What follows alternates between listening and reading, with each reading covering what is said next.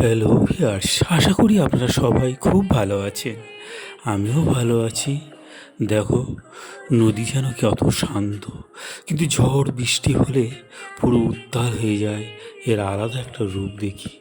আর কত বৈচিত্র্যময় পরিবেশ, আর খুব ভালো লাগছে আমাকে। জানি না তোমাদের কত ভালো লাগছে কি না। আর এই সমুদ্রে চলার পথে যেতে যেতে কিছু কথা তোমাদেরকে আমি শেয়ার করব।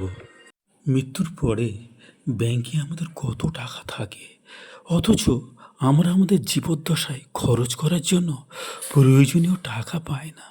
সেদিন এক ধনকুবের মারা গেলেন।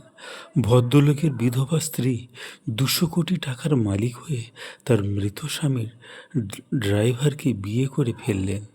সদ্য বিবাহিত ড্রাইভার মনে মনে বলল, এতদিন জানতাম আমি আমার মালিকের জন্য কাজ করছি, এখন দেখি আমার হৃদয়বান মালিককেই আমার জন্য শ্রম দিয়ে গেছে। নিরেট সত্যটা হচ্ছে, অধীন ধনবান হওয়ার চেয়ে সুস্থ শরীর এবং দীর্ঘ জীবন লাভ করা অনেক বেশি জরুরি। তাই অধীন বা ধনবান হওয়ার জন্য অবিরাম শ্রম না দিয়ে দীর্ঘ এবং সুস্থ জীবন যাপন করার চেষ্টা করা উচিত এবং নিজেকে সেইভাবে গড়ে তোলা উচিত। আমাদের জীবনে নানান ঘটনাতে এই সত্য মর্মে মর্মে উপলব্ধি করা যায়। দামি এবং অনেক সুবিধা সম্পূর্ণ একটা মোবাইল ফোন 70% অব্যবহৃত থেকে যায়। একটি মূল্যবান এবং দ্রুতগতির গাড়ি 70% গতিতে কোনো দরকারও হয় না। প্রাসাদতুল্য মহামূল্যবান অট্টালিকার 70% অংশ কেউ বসবাসও করে না।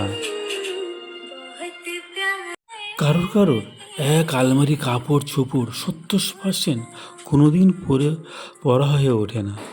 আপনার সারা জীবনের পরিশ্রমলব্ধ অর্থের 70% আসলে অপরের জন্য আপনার জমানো অর্থ, যাদের জন্য রেখে যাবেন।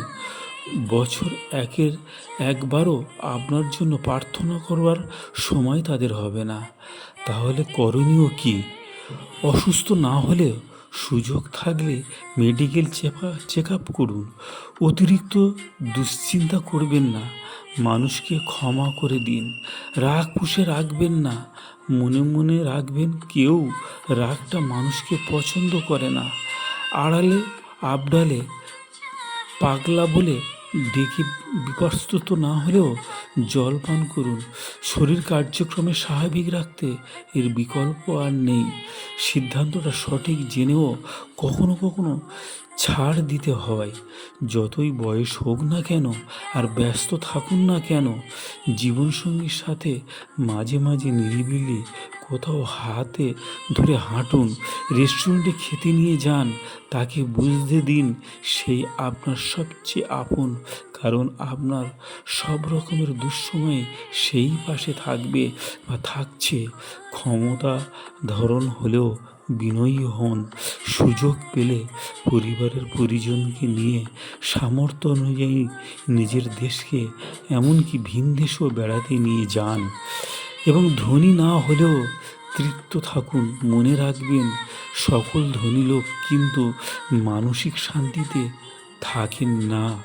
মাঝে মাঝে ভোরের সূর্যোদয়, রাতে চাঁদ এবং সমুদ্র দেখতে ভুল করবেন না। বৃষ্টির জলে একবার হলেও ভিজবেন, আর দিনে একবার গায়ে রোদ লাগাবার চেষ্টা করবেন। মাঝে মাঝে উচ্চস্বরে হাসবেন। জীবন তো একটাই, তাই পরিপূর্ণভাবে বাঁচার চেষ্টা করুন। কথাগুলো যে আমি বললাম, কথাগুলো হয়তো আপনাদের মনে লাগবে কি আমি জানি না, কিন্তু দেখুন কত সুন্দর একটা দৃশ্য। এবং নদীর মধ্যে আমিও চলেছি আপন গতিতে। সবাই ভালো থাকুন, সুস্থ থাকুন। Bye bye.